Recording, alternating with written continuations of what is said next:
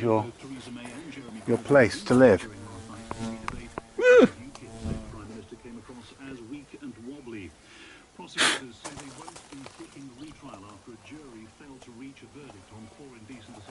He's around here somewhere. He's huge! He wants to kill me. That's what he wants. Oh, blimey. Sorry about that, a bit of an unplanned start. Everything's wrong, and I've got things plugged in that I shouldn't have, and that needs to go off. And I've got to keep an eye open for that murderous great thing, which has no real interest in hurting me at all. I know this, but what a beast. So anyway, what have we got here? We've got a Cort made in Indonesia. Cort G250 it calls itself. A bit old, worn out on the springs front, but no doubt this will be a fine player. I think I just disturbed that creature when I came in here. It was already in here and I made it run away. Anyway, let's hear how this sounds. I'm sorry the radio's still going. Too lazy to turn it right off. Anyway, so yeah, the Cort. What have we got? We've got a nice looking Strat style HSS guitar. I'm sure it's not a lot of money. I don't know how much these retail for.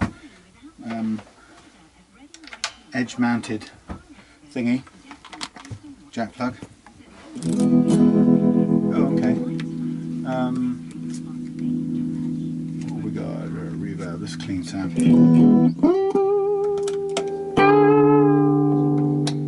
Yeah, we got.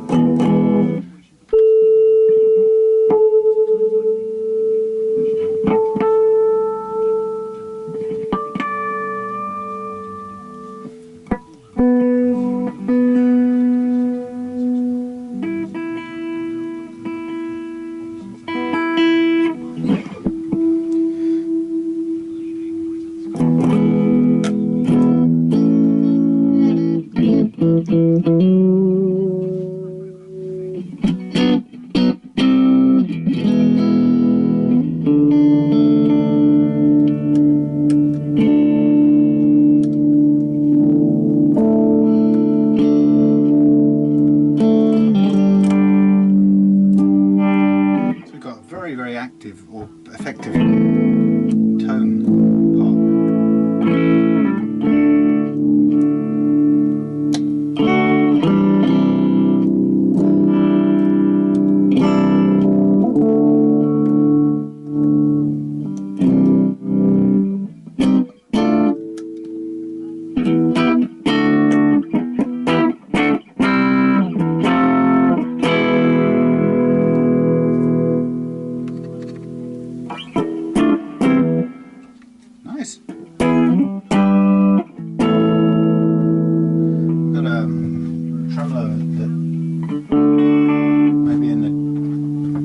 I forgot, but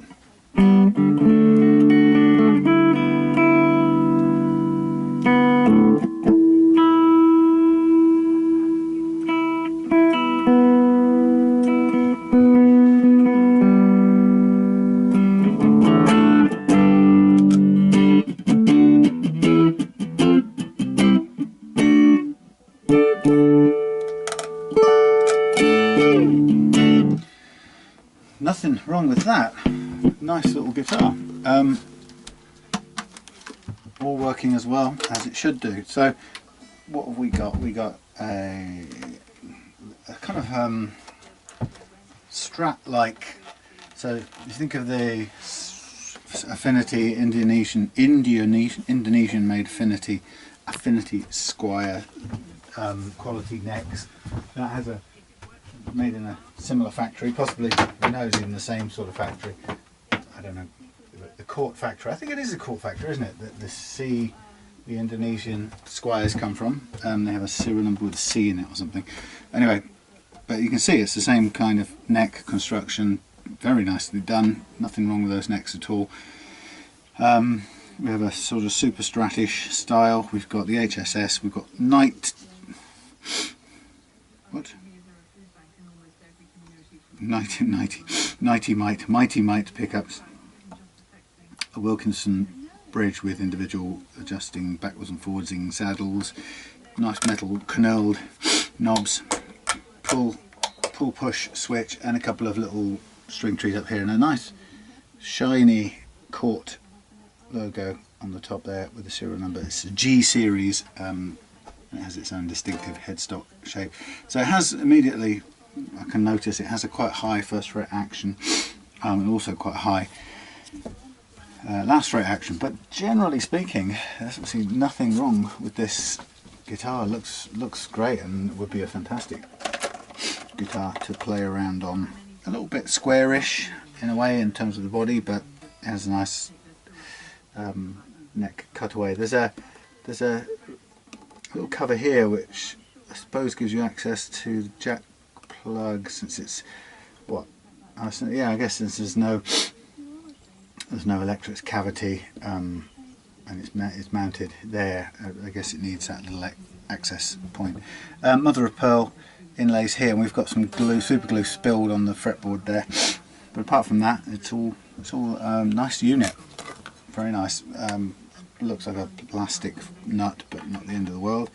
With the colour scheme stuff, a white or a black nut would work, but we'll see how it looks. If it's not necessary, I won't change it just for the hell of it. But we've got at least 2mm there and 1.6 there, so I'm just going to jot that down for my own purposes. 2.0 and 1.6. I check also the relief we got in there at the moment. It's quite high. I mean, quite a lot higher than, for example, the what's it was called? That Strat thing, Levinson blade.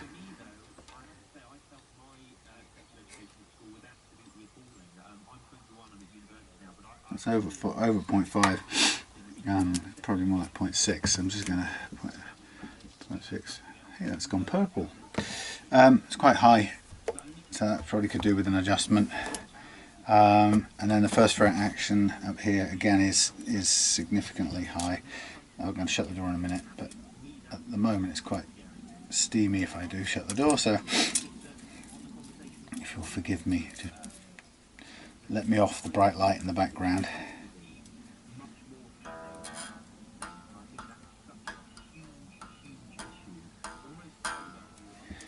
I think we've got that 0.9. Let's go 0.75. 0.75, if I can find it.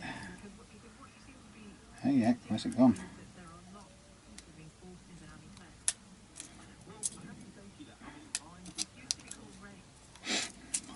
I don't know what they're talking about on the radio, but yeah, 0.75, which is too high for my liking. There's quite a bit of room for improvement down there as well. Okay, so first thing I'm going to do on a guitar like this, I'm going to dial out some of the what's the word? I'm going to flatten the neck a little bit. So I'm going to tighten the truss rod a little bit. Now I don't know how fast this is going to take to respond. It can vary. Actually, it's pretty quick. Okay. I'll go with that. Again, just eyeball really. If you know, from experience, that suits me. The frets on this are in pretty good condition. But by the time I set the action I'm after, we may find that it still needs a levelling, or it needs a levelling whether we like it or not. So I'm just going to do all of that in one go, and then I'll shut the door, and I might just take a break in the sun for a bit because I want a cup of coffee or something. But I'll get this started. So what I really want is I want 1.5.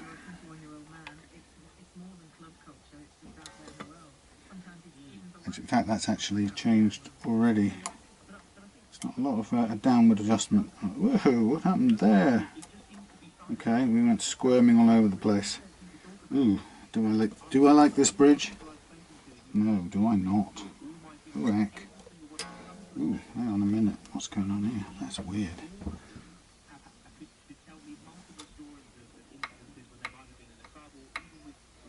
Okay, that appears to have been loose, full stop, not for any reason other than it was loose. Alright, let me just make an adjustment on that first of all.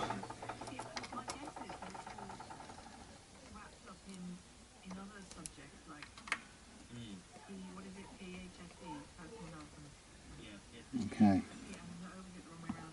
won't go any further forward. Right, let's do that back up.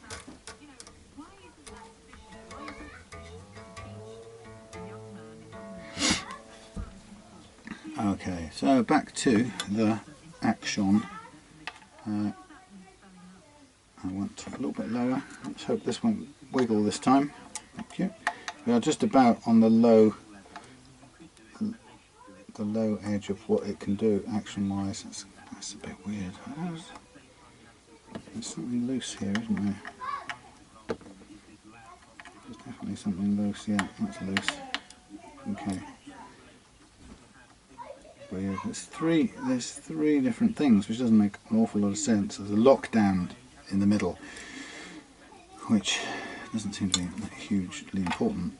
Okay, so let's just go with this. We've got 1.5 exactly. We've got under 1.5, so that's a bit low. And I suppose because that says it needs to be slackened off.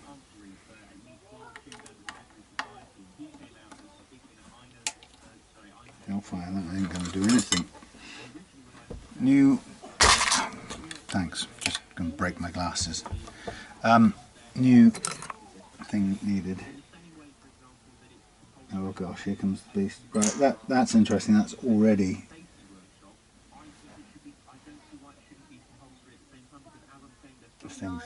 This thing's just snuck back in there. Okay, we've got a bit of a challenge here. These are already stripped. There's something not working. So I'm going to use a careful, judicial application of these things. But I have a feeling this unit here has stripped, so it's not allowing any adjustment, which could be partly why the action hasn't been changed. It's a bit of a bummer. I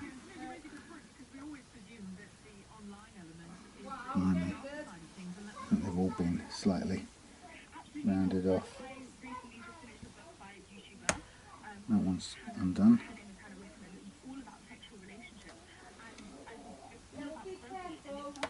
That one's undone.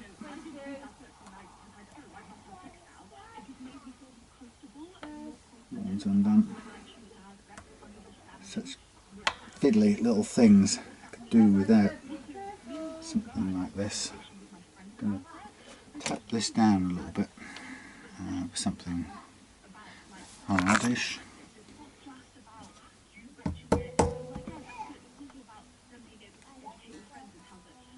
No, it's not going to go. Brilliant.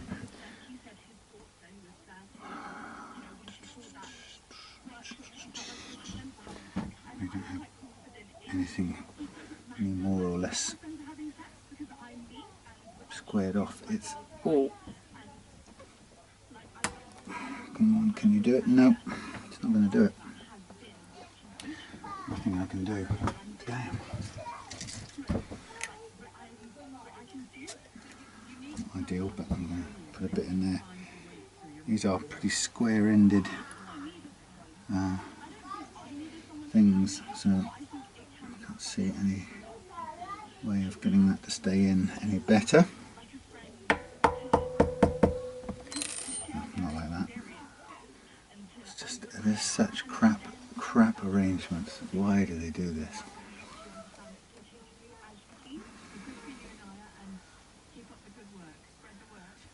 No, there's nothing I can do. That is stripped already. Hellfire. The only thing we can really do with this is to grind a slot into it and cut it as a slot, use it as a screwdriver slot, grind dremel slot into it, which is such a pain. Otherwise we're not going to get to adjust the action on this at all, because this is dependent on this thing moving. If it doesn't tilt, the action doesn't change. No, it can't change. You can take it away, but you can't tilt it. So we have, here it comes again. Oh, blimey. Yeah, so that's basically, I can't see any other way of doing this. We are stuck, I'm afraid. There are no,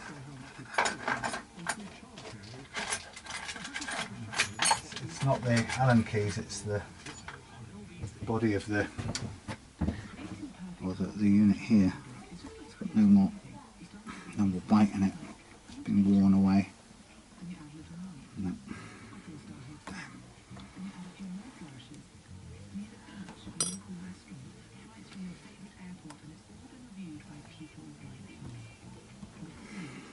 Okay. Can't press it down any harder.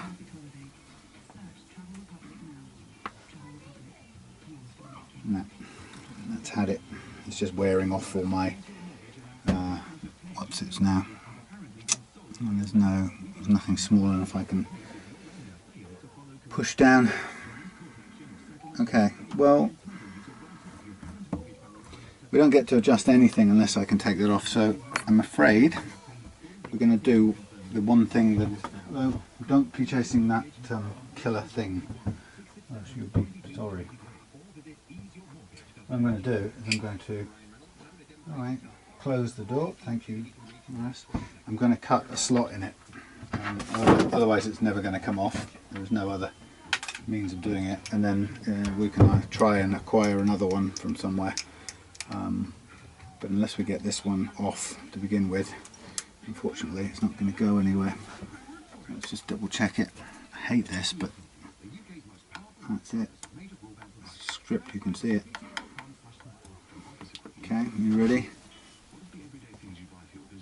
Which way am I going to go? I'm going to go this way, long ways.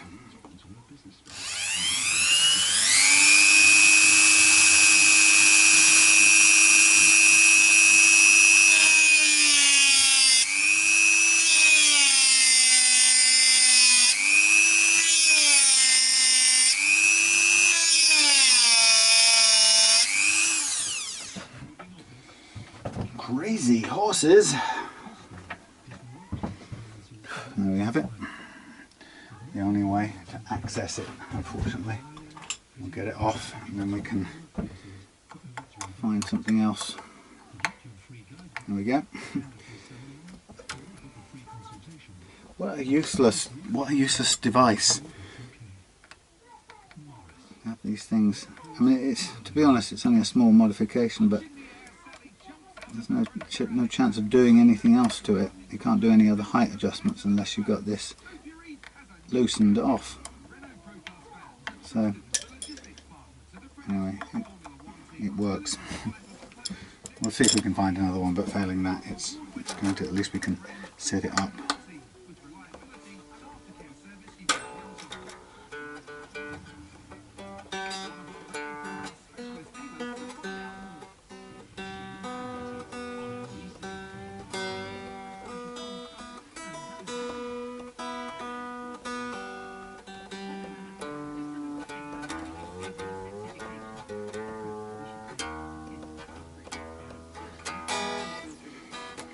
Right, let's go backwards in time. Sorry about that. A bit of brutalities.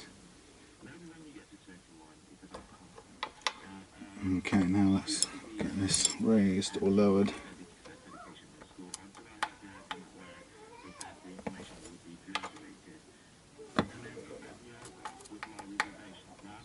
Worry about the intonation part of it later.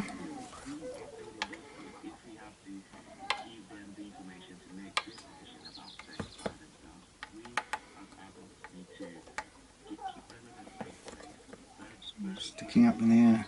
Weird things, aren't they? Not sure about this, Mr. Wilkinson. Just over one. Just over one. Quite a bit over one.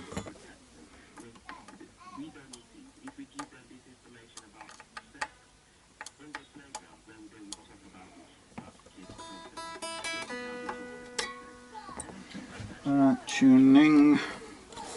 Sorry about that, it's just a bit of a detour really.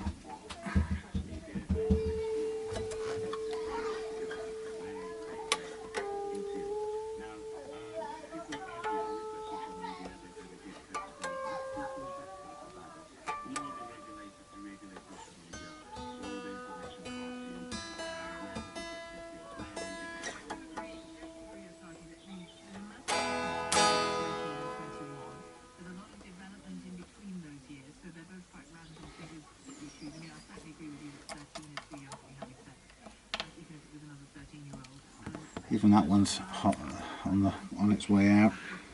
It's a shame. That's such fiddly, silly design. I'll just go until it's finger tight.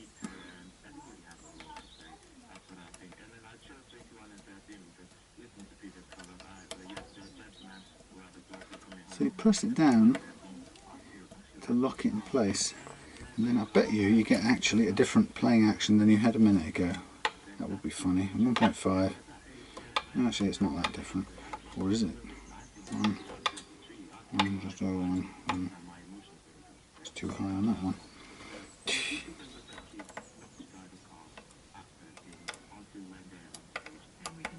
That's not right. That's what's silly design. I don't understand why they did that. Don't like this. I don't know, I've got it completely wrong.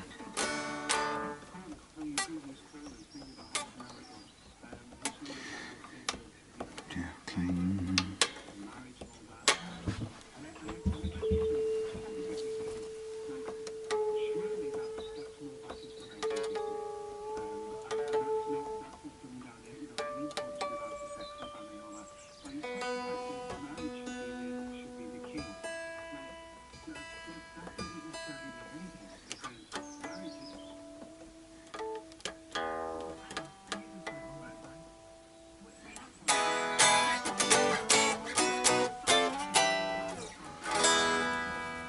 Okay,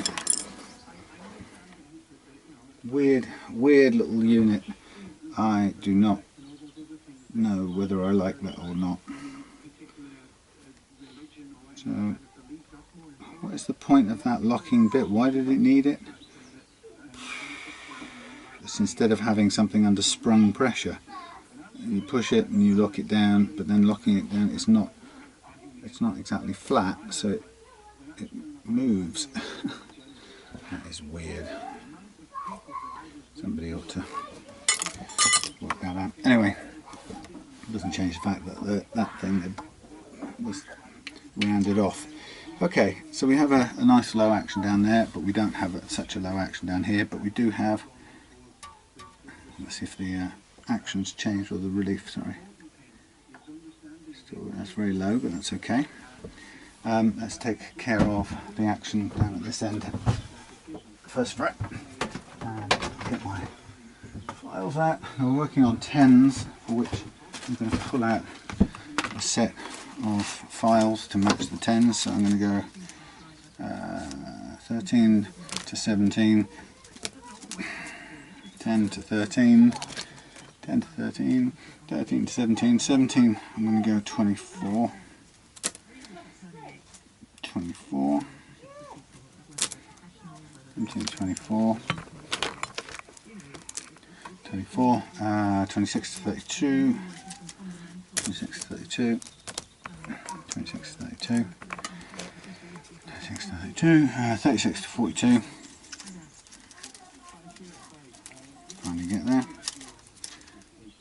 46, no, 42, 36 to 42, there it is, and 46 to 48, which is a bit tight, but it will do. So there's my set. And we're going to go with, we're working on plastic, so it's not my favourite material, but we're going to go with 0.3mm as usual. I'm going to go in the normal fashion from the D outwards this way.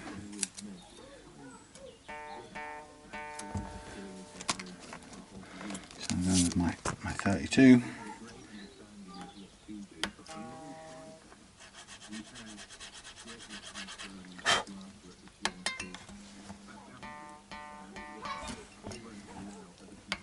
Hope it behaves itself as it's not a very good substance for filing.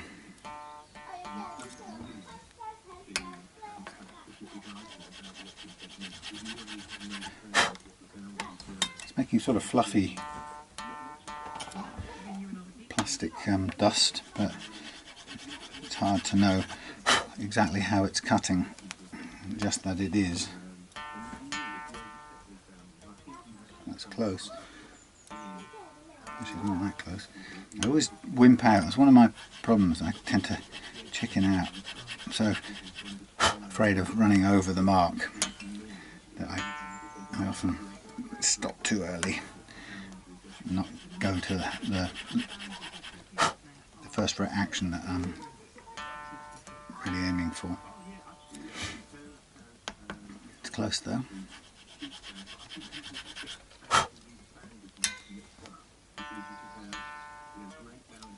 I'm happy with that. Normally you'd want to go to it to when it just about buzzes, or not buzzes. Here it comes again.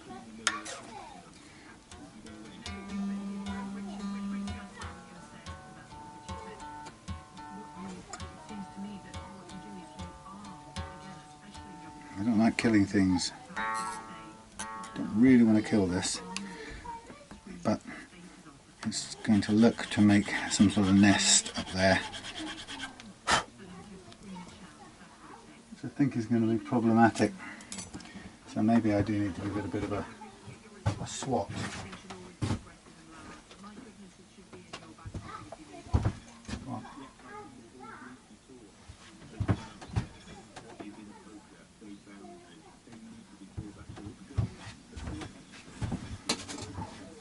Get some fly spray, or no, hornet spray.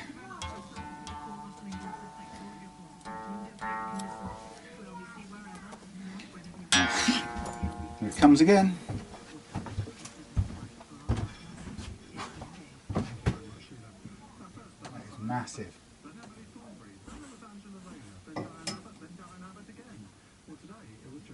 Not really going to be any way I'm going to convince this to stay out, am I?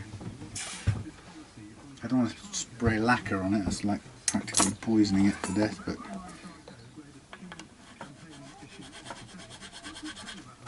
I might have to, if it won't mind its own business. It's definitely trying to make a nest up in the acoustic tile, or acoustic foam I've got up there in the rafters, or the roof of the shed. There's something about that it likes, finds acceptable for its home.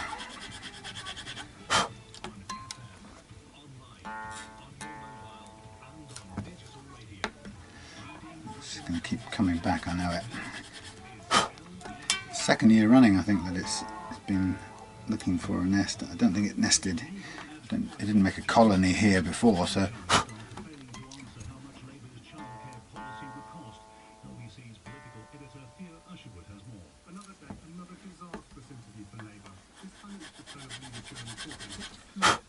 see, that's just listening to the language they're using. Another day, another disastrous interview for Jeremy Corbyn. Now, yesterday, his interview with Paxman and the public was anything but disastrous, actually. But this it's quite interesting how the media, they say there's not a bias, but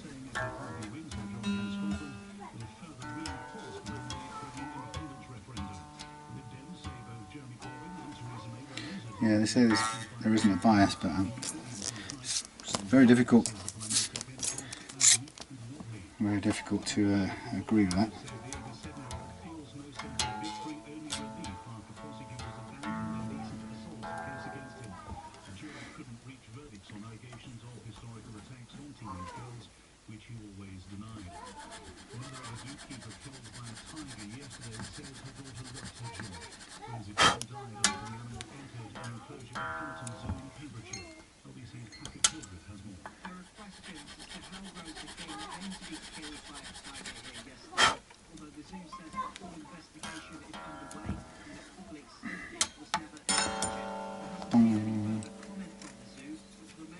It's kind of about time to snap this one off to get to the sharper blades, I think.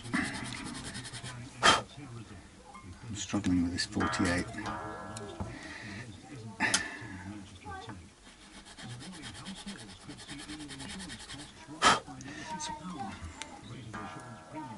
Right, we're not far off. Getting there. This is cutting quite well, this graphite or plastic. I won't count my chickens before they've hatched, but at the moment it seems to be cutting fairly well. It's taken a while to get down to where I want it though.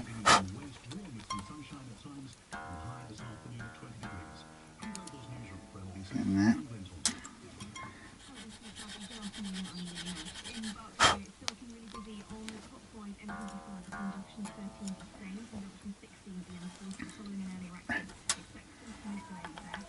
Okay. Just kick up a lot of dust or sort of fluffy stuff when you cut this plastic. And it seems to be working, which is good.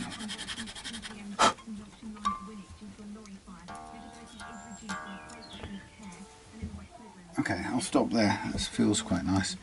May not be precisely where I was aiming for, but I'm happy enough with that.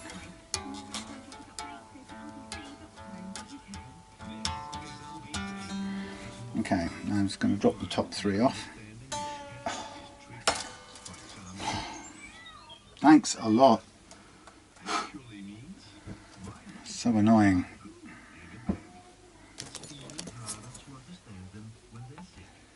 That sometimes happens. You just get to undo them and they bang, they snap.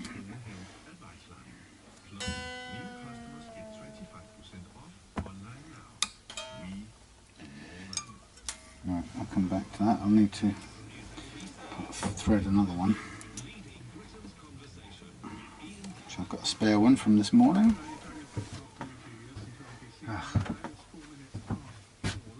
Hello, Super Hornet, where are you? There's my spare one. Well, whether I'll get that through, oh yikes. Whether I'll thread it through or not is another matter. Which one is it? It's not that one. That one. It's got to be the. It's got to be that one. Green. Green. Green. Oh. Oh, come on. Which is it? No, it's this one. Silver.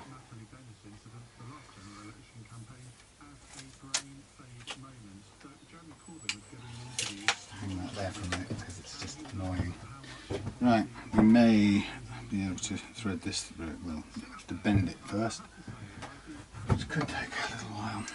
Somebody had an idea to run a straw through there for putting strings like this through it, and I've got to now go and try and find a straw and see if it will actually work.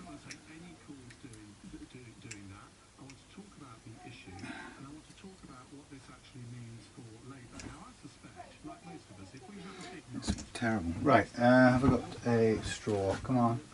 Where's the air thing? Right, here's a straw. Will it go through? Probably not. Let's try the red one.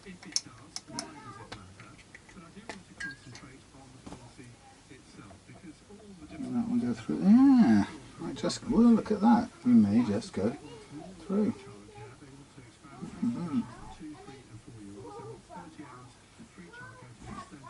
let's see.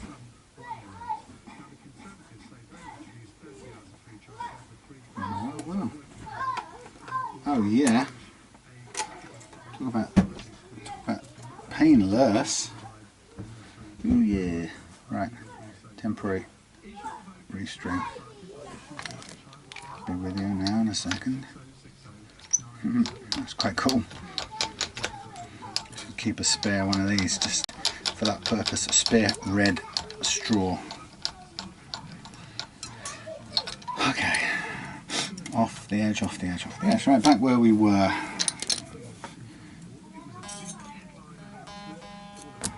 And we were on 24. Okay, so just on we go. Cut down this one.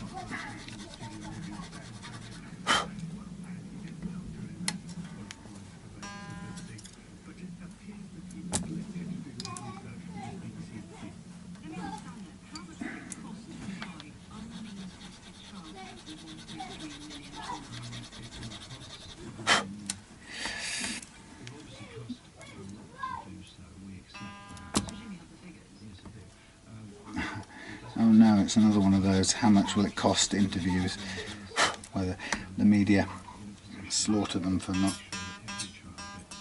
being prepared with every figure, for every possible spend off the top of their heads. Just like, I don't know what's worse, we're supposed to think that the politician not having every single figure on the top of their head at any moment is the bad thing, but I can't help but feel that the interviewing was worse. It's just constantly looking to catch them out. I don't know why that's a bad thing, but it feels like it to me.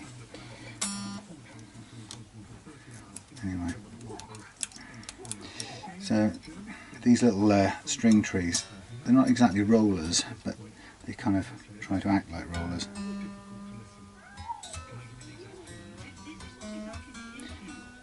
Sometimes they benefit from a bit of grease or something behind there, because otherwise it's quite easy for the string to stick in the as it goes past them. I've found causing their very own tuning problems, particularly the butterfly shaped ones, but not just those. Some of these little barrel shaped ones, they just, it's amazing how easily they snag up the string.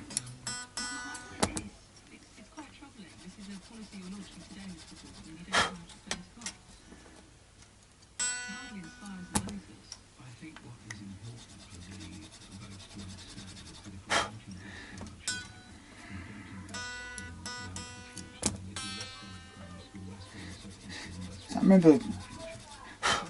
remember hearing a lecture once when I was doing my MA ages ago about one of the changes between the modern politician and the old politician, and in this sort of modern soundbite world, the politician is expected to have an answer for everything. He's supposed to know something about literally everything.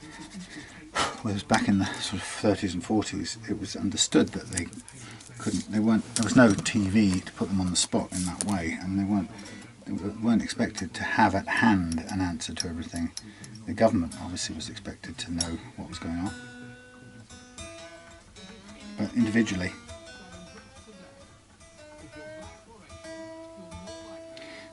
they weren't expected to there and then on the spot to have this permanent kind of answer to everything. And I think that's it's catching them out now. I think there's so much information that you can see the Corbyns, and not just them, but the Corbyns and the Abbotts being just caught unable to think through this vast sea of information.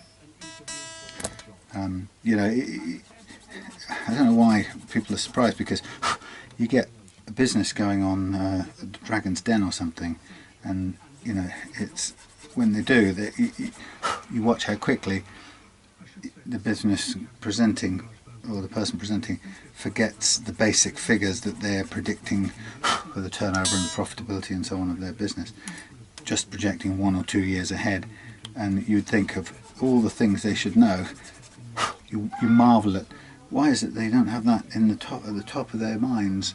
How can they forget that? But you can see under just under pressure of being on TV in the Dragon's Den, it's easy for them to forget that. And I guess the same must be true of any senior politician who's probably exhausted, worn down, dealing with far too much information, and then put on the spot under pressure, hectored to know the answer to something. And if a business pitching for the investment of a lifetime in the Dragon's Den can't even remember their basic figures. Turnover 200,000 in the first year, net profit 50,000 in the second year. Can't remember about 6 figures when under pressure. We wonder why it's surprising that politicians can't remember.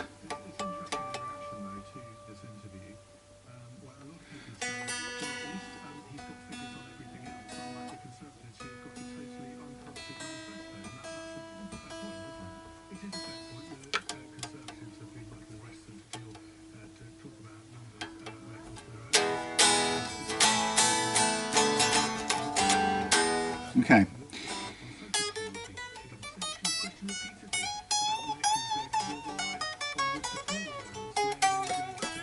Now what's interesting about this guitar is that I could be wrong, but it could be that we've got the action we want without the need for fret leveling.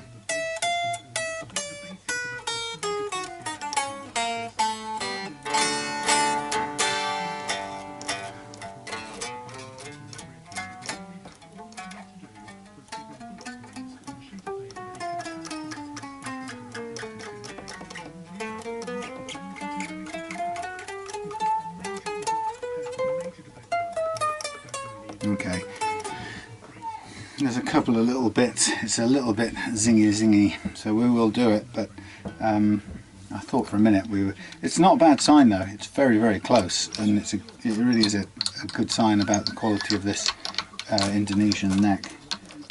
It really is good, but let's do it. These strings are a bit filthy. Just going to push this off to the side. So what I'm going to do is I'm going to just divest it of the strings for a minute, and then going to mark up the frets with black marker, and then do a fret level. It should be a very, very light one, judging by how it feels at the moment, and then these strings will go in the bin after that. There's a little bit of wear, but not much. Oh, now while it's off, what I did want to do with this here neck was get rid of this super glue. There we go. Just get rid of it. It's right there by the fret. So now is the time to get rid of it. It's quite thickly gooed up. Nearly there. It'll take a bit of oiling to get it back to the same colour. I don't want to do all the frets to exactly the same colour. But this has been spilled. Super glue has been spilled on here in the past, so we can get rid of most of that. Just a little hint of it up against the fret here. So maybe just scrape along there. Okay. Yep, that'll be fine. It'll darken off, even with finger grease. That'll darken off, but when we put some oil on at the end. So that's that taken care of. Let's get these marked up. So, like I said, it should be a very simple. You can see when you mark up. One of the good things about marking with the pen is it helps you to see the grooves and impressions on the frets, so you can always quite quickly tell when there's wear. And it's not a lot on here, so everything's in fairly good condition. I don't like this bridge, though. I have to say, Mr. Wilkinson, not impressed. Equally, I don't think I'm going to find a replacement screw bit for this. It's not something that's going to be lying around. Still, let's slightly dirty strings, so they're sort of in danger of biting, acting like a saw blade. The grime. Okay, so I'm going to do these up to tension, or up to playing strength, and then do the fret leveling, and then reprofile or reshape the frets, which won't take much on this because there won't be much in the way of leveling to do, and then polish it out again. Bit mucky, but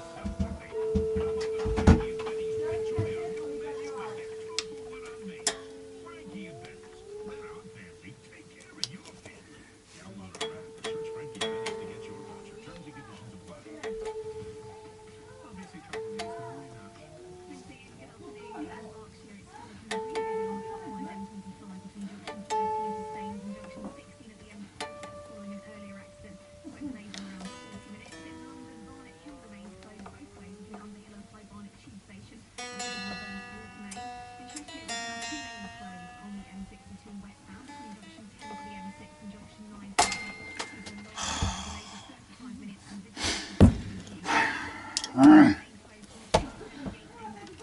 Seriously, absolute pain. So that's where I'm using a worn out tin. Okay, let's find another one. This isn't going to be quite right. I'm going to use a spare 9 for this. It's the best I can do at the moment. It's just really to put the neck under tension as close as I can. It's slightly less than a 10, but it's going to have to do for now because I can't be bothered to break any more strings using old ones. I don't know why, it's interesting why that's happened twice in a row on that. I don't suppose it's anything to do with the tuner or this little string tree, but something is causing it to break more often than I would expect. Still, sacrificial string, tension purposes only. Technically I think this will reach tension at a slightly lower, less force or less loading on the neck. Let's go back to where we were.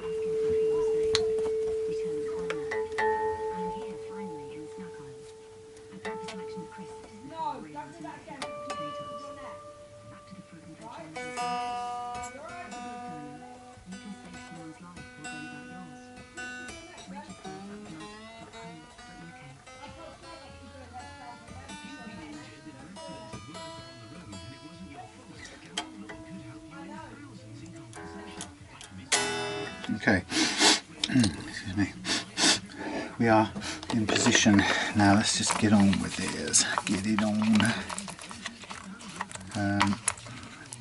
So what have we got? We've got our truss rod, we've got our little brass feet, we've got our banana, put a curve into it.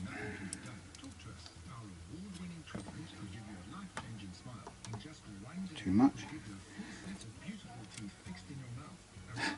In one day we'll give you a full set of beautiful teeth fixed in your mouth. Well, what are you going to do? Give it to me in a cup? How strange. Lift that out. Probably going to snap again. Right, there we go. We balance the neck in a sort of neutral position, and away we go. And we shouldn't take long to level this out, as much as we need anyway.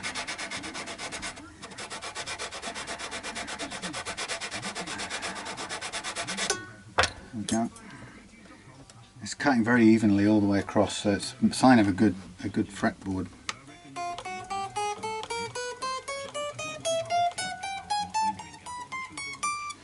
Happy with that. I'll just move on. Just recalibrate just to be on the safe side. It doesn't usually move much, but occasionally it kind of unwinds itself, and you end up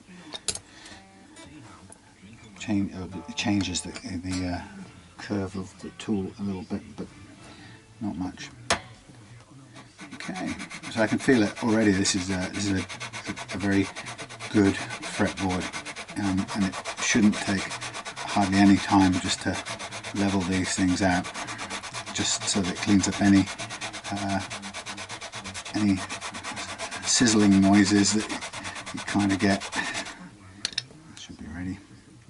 You can see it's cutting pretty much everything. There's a flat one there, or a low one I should say, and it's interesting because the low one is the defining thing.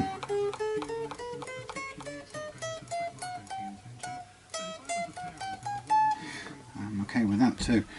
Yeah, you find that when it comes to fret leveling, it's the low frets that dictate where you can go, because a low fret makes the next one effectively high, certainly in comparison or in relation to the previous one. So frets can be either physically high compared to the majority, but it's all relative, so there's never any sense in saying talking about it as if it was an absolute, calling one high and others low.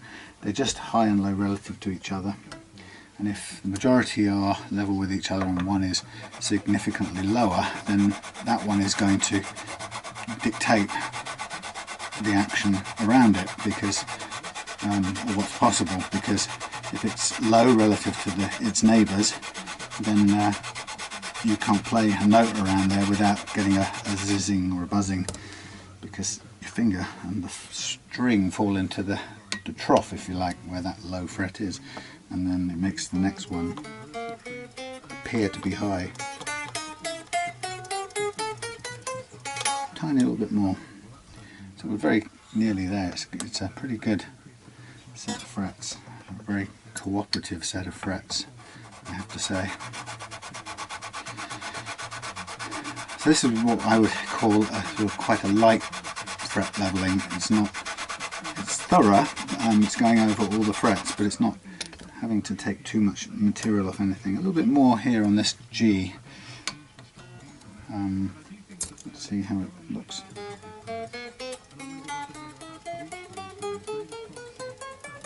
Yep. Just clean that last little bit there, just clean that up. It was just a bit sizzly. That's my way of describing it. But anyway, so you can see this is a very precise little process, and each little adjustment I make, it represents one of two things: either the amount that the tool has unwound itself and recalibrated itself, or equally likely the amount of change in the neck relief at that part of the neck across the radius. So it does actually change, and the recalibration just allows me to map it as it is in this strip, as opposed to how it was over on the E strip. So it's a very accurate way of doing it, and it's very satisfying too, because you're kind of blending your strips together at the edges, and you're getting a nice gradient across all the frets. So there's, you can see a couple a little bit lower, but generally speaking I expect this to play straight off now.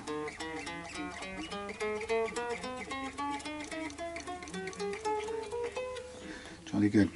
If it wasn't for that bridge, this would be a perfect setup in a way, but it's a shame you find something that just will not come undone. But there's no point kind of constraining what you can do by a piece of hardware that's seized up or rounded off, and that's what I hate about these little vertically placed Allen hex key fittings. You can find it quite a lot on Floyd Rose's, and I've got one on the headless bridge unit I've got waiting to go on, on my headless guitar, wherever it is under there, and I've got one of the little hex screws has stripped, just because it's low grade steel and not very precisely made, unfortunately. And what it means is I'm going to have to hope it stays in place, or else that's £50. £50 worth of bridge, which is crazy, you know, for a piece that's no bigger than that. But that's the way it goes. and I can't replace it. I can't drill out or strip, whatever the word is. I can't tap it and drill a new thread into it. It's just, I'm stuck with it. I can't find an oversized one that will behave, do the job. So just hope it doesn't move. Its relevance or its function is only for the intonation part of things on the headless bridge. It's not critical to the height setting or the action setting, but it's still annoying that it's not perfect, especially in a unit that I want to sell, a guitar I want to sell. Okay, so a little bit of a working on the ends here, and there's a couple of relatively low frets, but they shouldn't cause too much problem.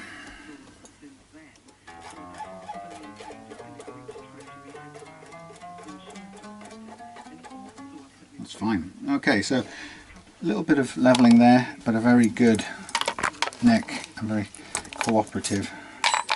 So I can put this out of the way. I will need it again in a minute because I've got Les Paul to do. Okay, so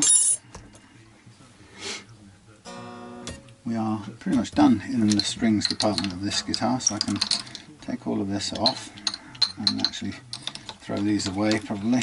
I don't think I need to keep these. I've got another, luckily I've got a spare set of 10s to overcome the shortage.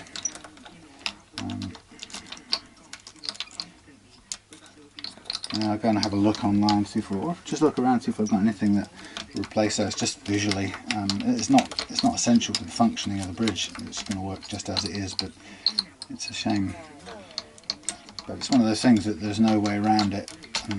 Occasionally you just have to cut a slot in it so that you can make the thing work. Otherwise you're out of the game.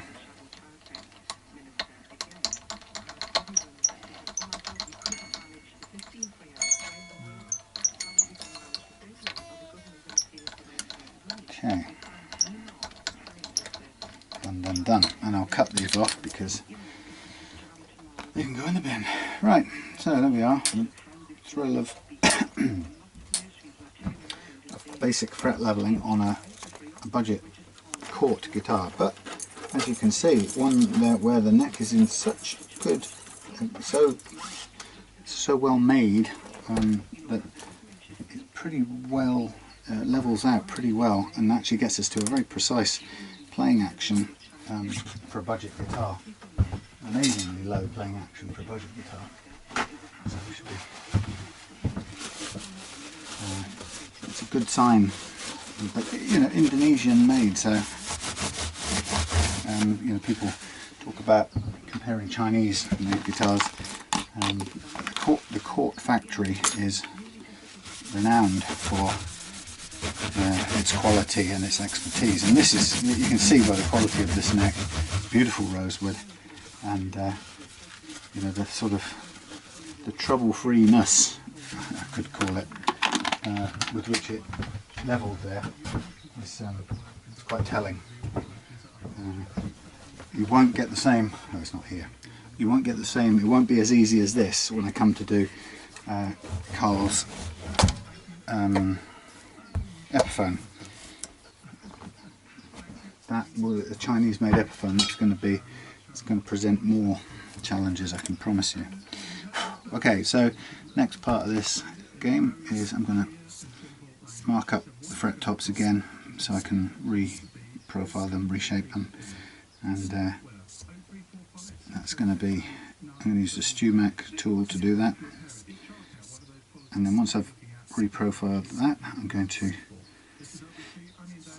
mask off the fingerboard and protect it, and then I'm going to polish it all up to a nice shine. I'm going to use the medium side of this,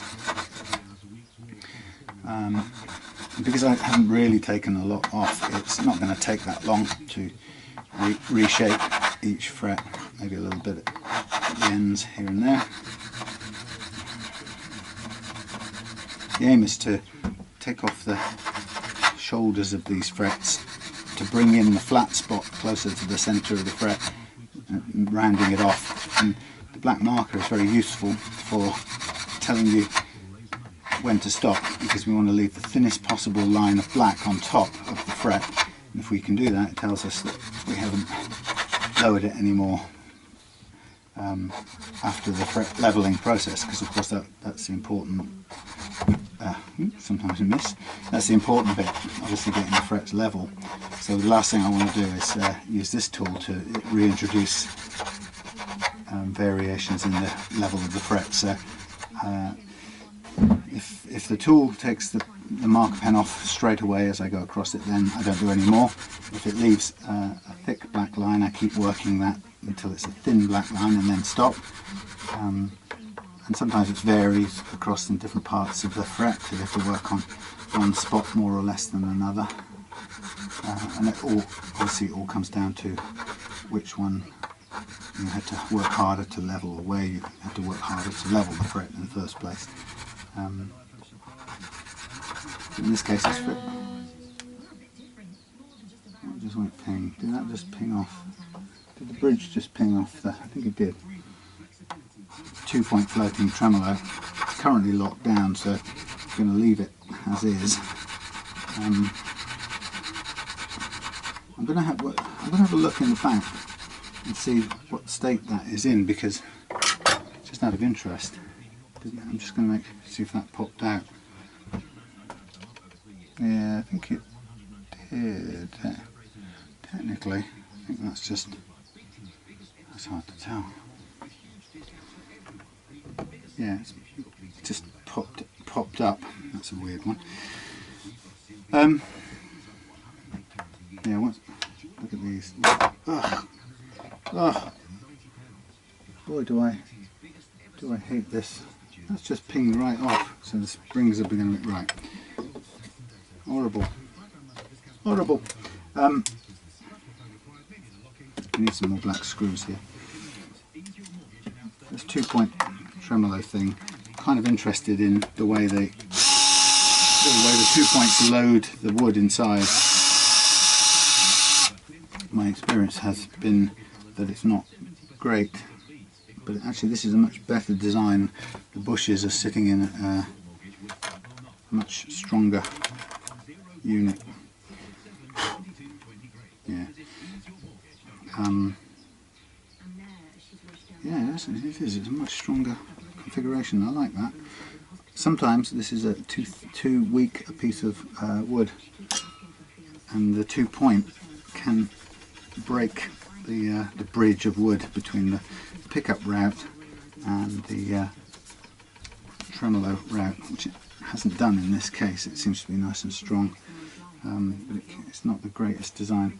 That, for me, that pinged off because it's not loaded by strings.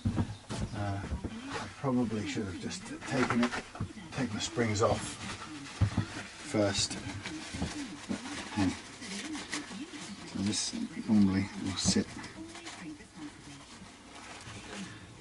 Let's just push the wood back a minute. So don't like these little units.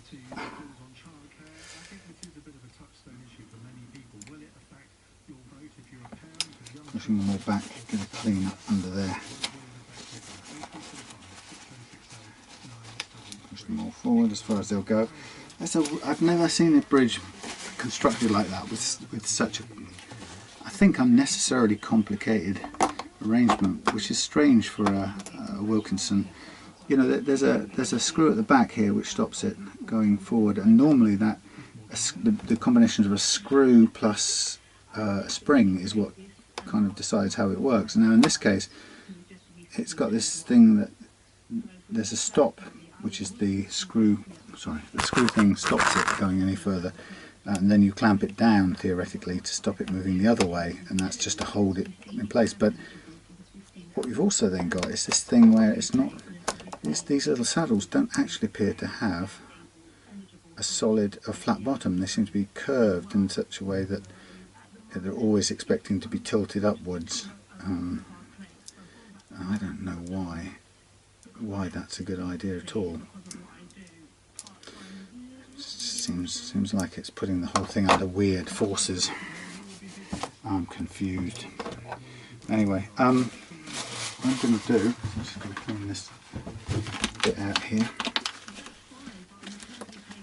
So what have we got to do? Oh yes, we've re-profiled them. So the next bit is the sort of laborious re-sanding bit, and that's going to involve protecting the fingerboard. So I've got to do some work with masking tape first.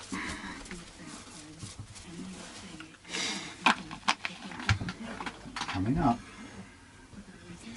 And right now I can leave this bridge off to one side. It's not necessary. So, case of covering this up, and then we've got to cut some strips. Lovely rosewood on these things. I really do like it. And then it's just a matter of, I'm going to switch off in a minute and go and make some tea, but it's a matter of, once I've masked all this off, it's a matter of then sanding with a progressively fine series of papers from 600 to 1000 to 1500. Then I switch to a micro mesh set, which will take us to a sort of playing shine, and then the neck is ready. And once we put it back under load of a set of 10s, the same loading will pull the neck into the same gentle curve, very small amount of curvature, but the same amount of relief that it had when we did the leveling, and because of that it'll return to a comfortably level, relatively very level position. So it means that when we play, that relative levelness will be re-established without having to do anything else. And it's quite nice because you can take, if you wanted to, you can take the neck off and take the whole guitar apart, and it will still, once you load that neck again, it will still come back to its relative levelness that we achieved in the fret leveling process. So it's all kind of miraculous and magical. Anyway, so this is going to be not rare exactly, but I don't often do 2 or more setups in one day. I try to vary things because it can get just a little dreary, especially if, no offence to you the audience, but if I do them all on camera, which is kind of what I like to do for the customer's point of view, so they can see what I did. But if I do them all on camera, it can feel tiring to be rabbiting on for all that time. By the time I get to the end of it, I wish I could have gone and got drunk somewhere, which is a non-drinker. It's a pretty big thing. Anyway, it's not exactly like it's the world's hardest work. I'm not really complaining. So basically I can never keep this ruler straight the whole length, because if for some reason it isn't quite flat, there's something getting in the way. I'm either slicing the edge of the aluminium, or it's moving like that by the time I get to the end. It'd be great if you could have a ruler that grips either end of the cutting thing. Probably is something like that, but I don't know what it is.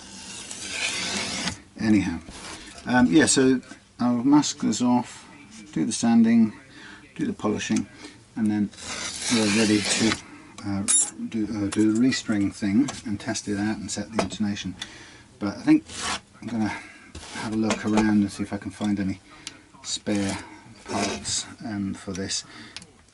I would also, while I'm at it, actually I'd like to find an extra spare tiny little thingy for my headless whatchamacallit, because like I said, it's a real royal pain to have a whole unit crippled, disabled by one stupid little Allen screwy thing. Anyway, I will see you when all of this is miraculously done, but for Karl's benefit, I will take some pictures along the way of the sanding process, just so you can see that it's underway. I'll give this fingerboard a scrub as well when I've finished all of this, because I think it will be, it was a little bit grubby, so it could do with, that was good, could do with a clean off. Okay, so I will see you in a bit. Hey, well look, here we are. Interesting little update. Finished the fret leveling, polishing, yada da da da da, and all that stuff. And here's the fun part: sticking some oil on the fretboard before stringing it, or restringing it, I should say. But in a short little break, I had a little look through eBay and found some replacement hex caps, or no, domed hex bolt things. Anyway, meaning I can replace that one, I think, the broken one, which is good, or the worn out one. In fact, I could replace all of them realistically, which would be a longer, better long-term thing. They weren't that much anyway, so a couple of quids, but it won't be here for a few days.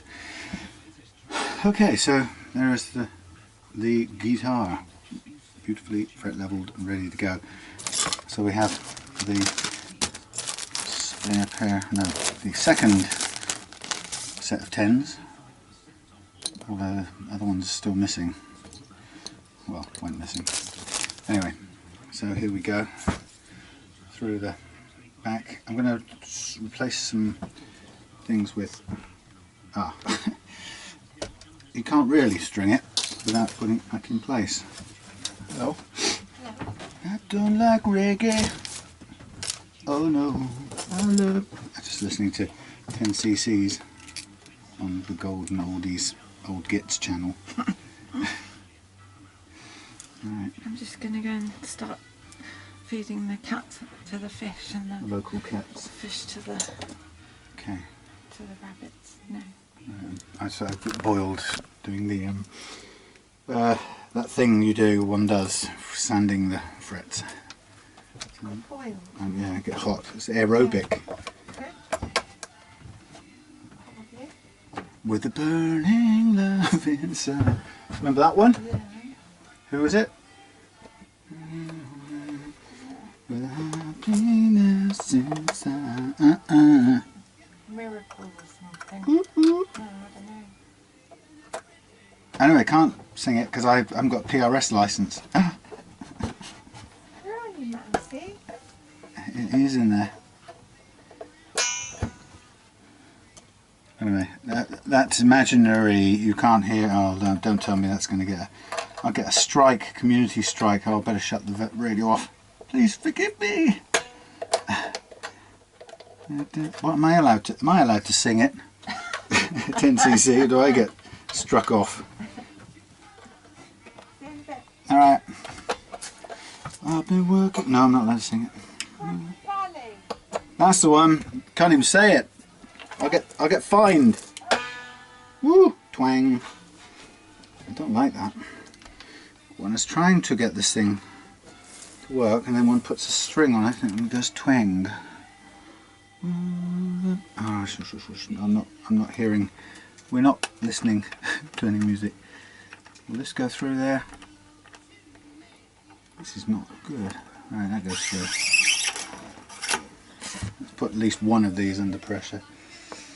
I was all going to turn this sound off before I get into trouble with some bloody busybody meddling arm of big government.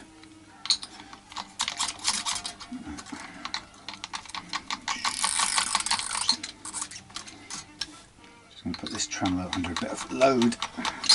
Give me a chance of pinning it down. Thank you. Right, that'll do for now. Oh, I remember I did a video a while back, and I put the soundtrack on it, and it was so quiet that to this day, there were sounds and a bit of music below the sort of ambient sounds. It was underwater filming for our holiday, and despite mixing the music in with the sound of underwater waves and whatever. Google in its majesty still recognised, or YouTube, Google, still, search engine still identified the obscure piece of music that I used and told me off. So it's very clever. Oh, this is robots, does this thing, but it does. So you can't beat the system. What was it used to say in America? You can't beat City Hall or something.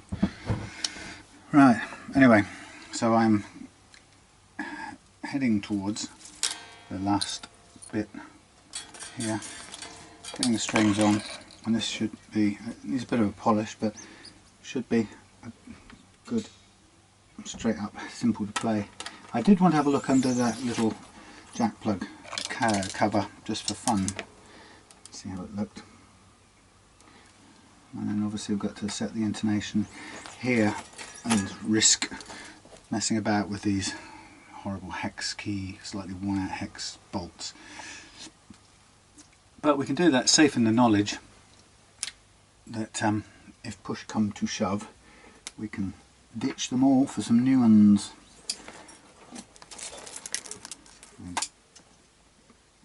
I've crossed my fingers that they are in fact exactly the same. I mean, they're M style bolts, so M3s I think they are, but I don't know whether they actually fit exactly, so I'm hoping they will. I mean, that's not the end of the world if they don't, because this one still works. Anyway, so what I'm doing is I'm just getting these on in my favourite way, which is one spin above the loose wire and one turn underneath, and under these little string trees, which I will, I think, put a tiny bit of grease on once I've got everything tuned up to the correct pitch.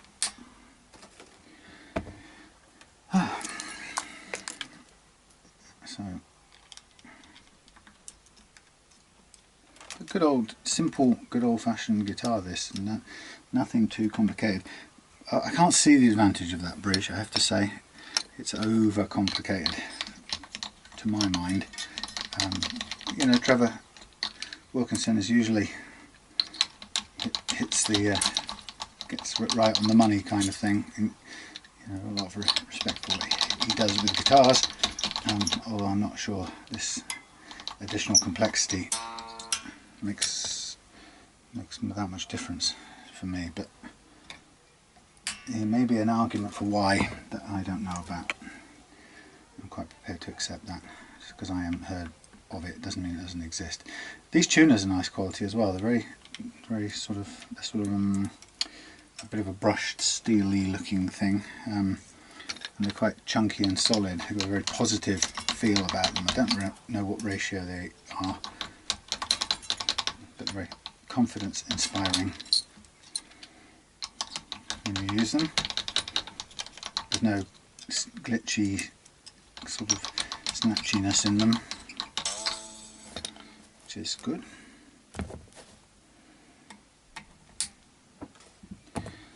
Right. I wonder if Google's got to the stage yet where if I speak the lyrics of a song, it can recognise them and hit me with a musical strike. It's amazing, isn't it?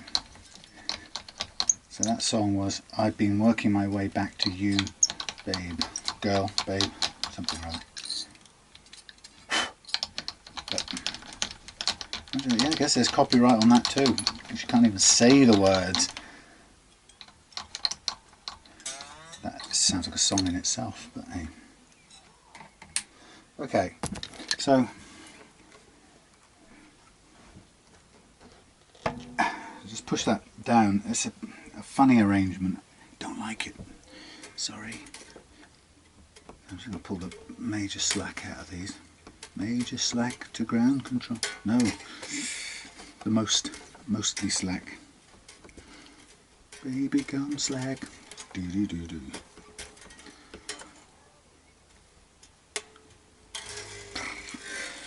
So let's get a note of sorts.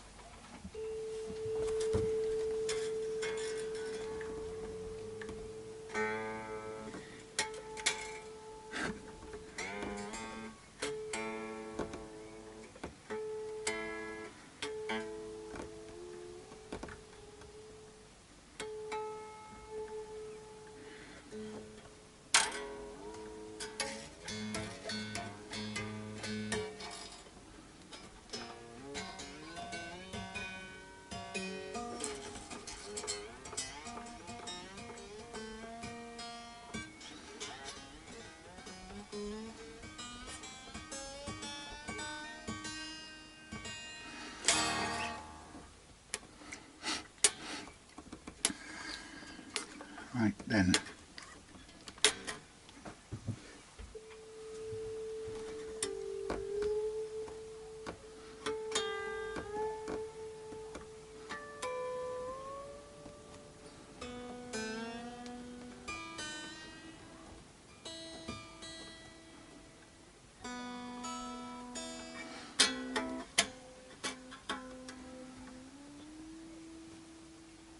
Interesting.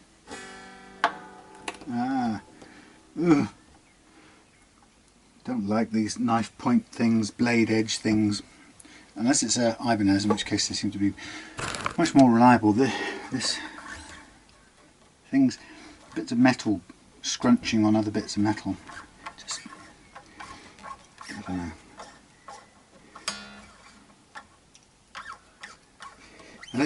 I've had not arguments exactly, but I've had a few little contretemps with people who insist that if you adjust these posts while the knife edge or the pivot edge is under load like it is now, you'll do horrendous damage. And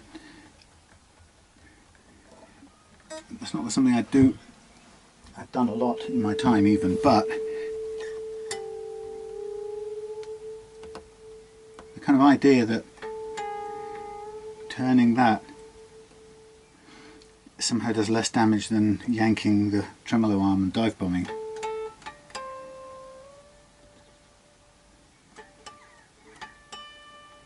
Sorry, it does more damage than yanking the arm and dive bombing the tremolo.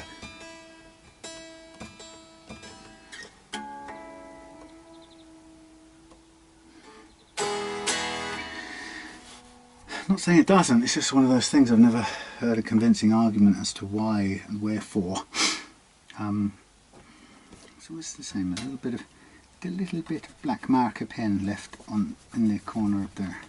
Right, that is practically done, apart from the fun bit now, which is the intonation, which is to pull this little chap back. Suppose we'll do it with a tuner thing. Get these slackened off. When they're slack, they tilt forward, which is weird because that messes up the action.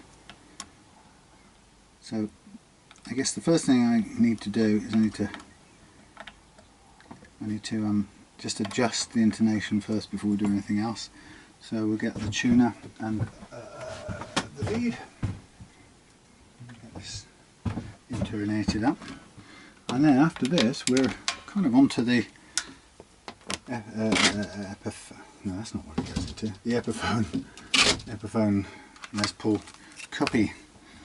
Now this, of course, I can't do unless I have it on the strap, because the lead comes out the bottom, which of course isn't what happens on most Strats, but it does on this one. Yeah, I've got some black plate on the back, so I'll get some black screws in there. It's missing a few. Okay, let's see what we've got and see how it adjusts. First of all, what does it adjust with?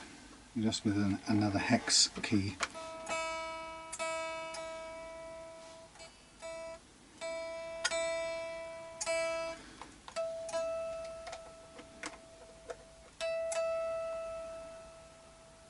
So we tune to the pinged harmonic and then fret the 12th fret.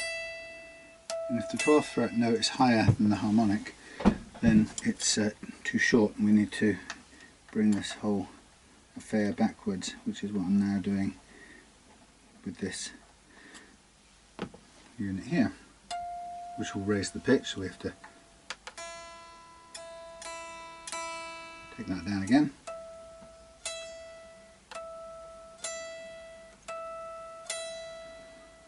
Pretty much spot on.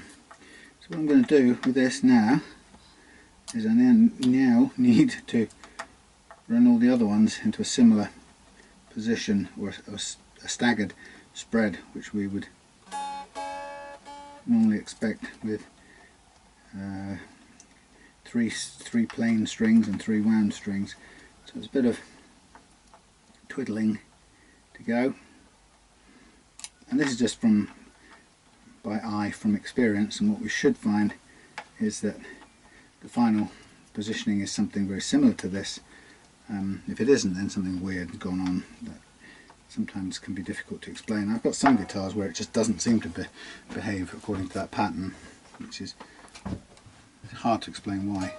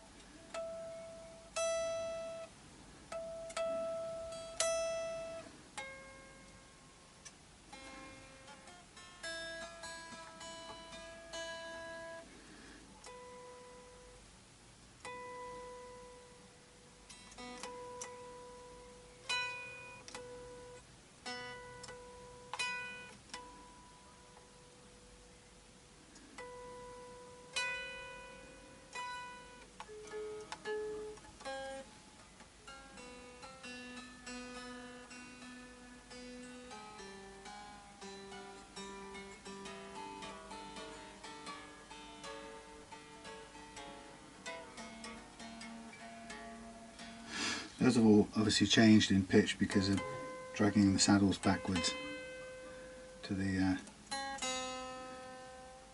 intended pattern.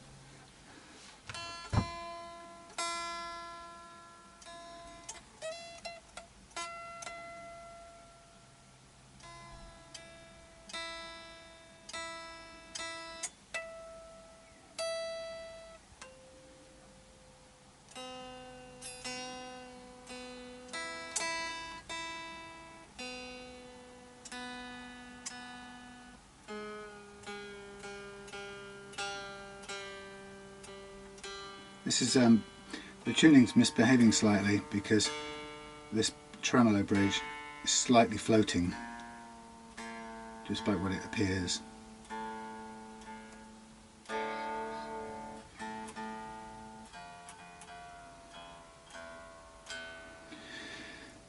So it'll take a while to balance it out. That's the tuning part. It's less important right now than the intonation part, which is about length of string as opposed to the actual pitch isn't the important bit in one sense.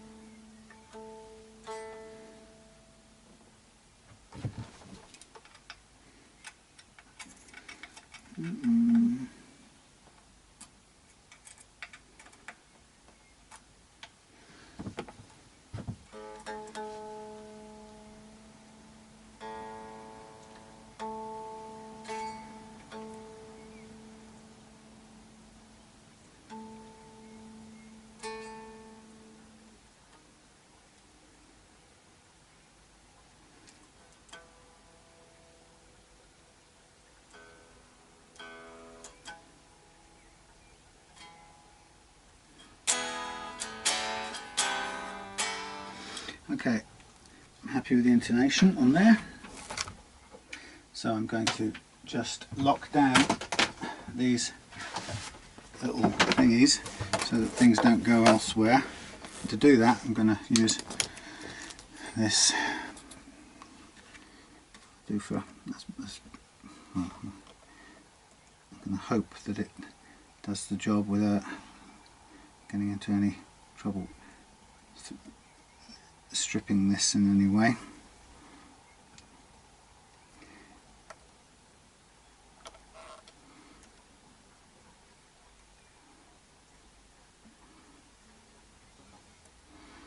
action is still the same as it was before, and that's dictated by the little grub screws at the front here. Let me just switch my screwdriver in a second. Now this one is also, this is worn out as well, so we do need another one of these. It's not going to go anywhere, so that's okay. But technically speaking, it would be much better if they were all Phillips-o-matic.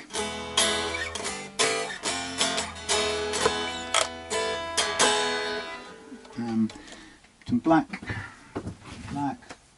pickup, no, black pick guard screws.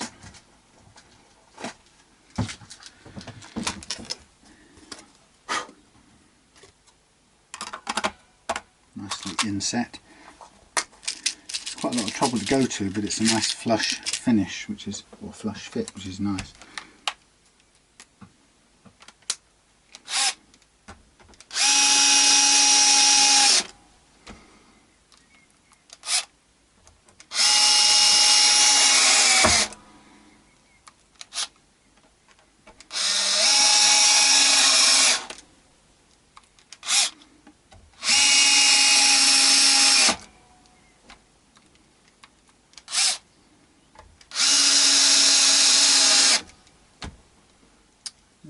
Right, there we go.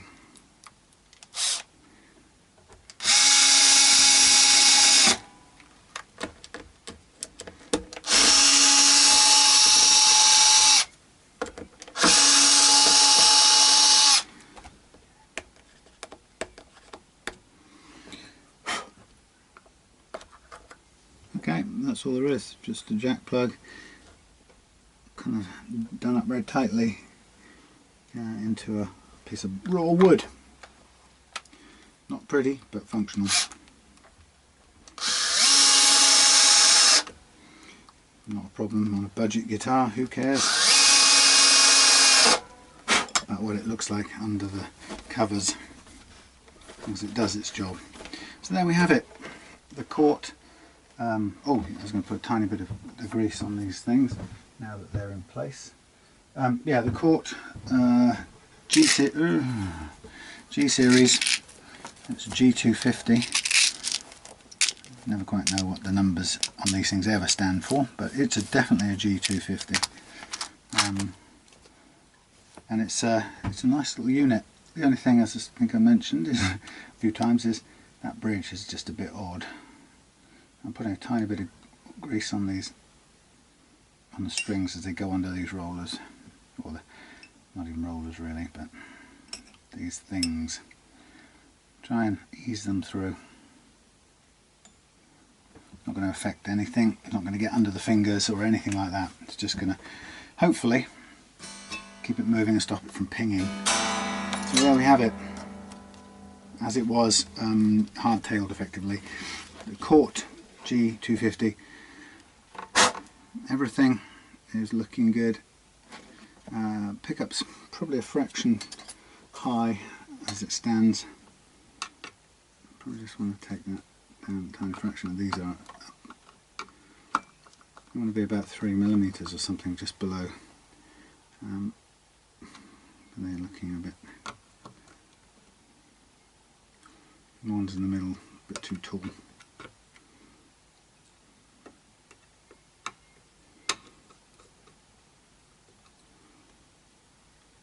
Yep. There's a little bit of metal stuck on there. Which can get off. Right, there we go. Cort. Not a bad playing thing.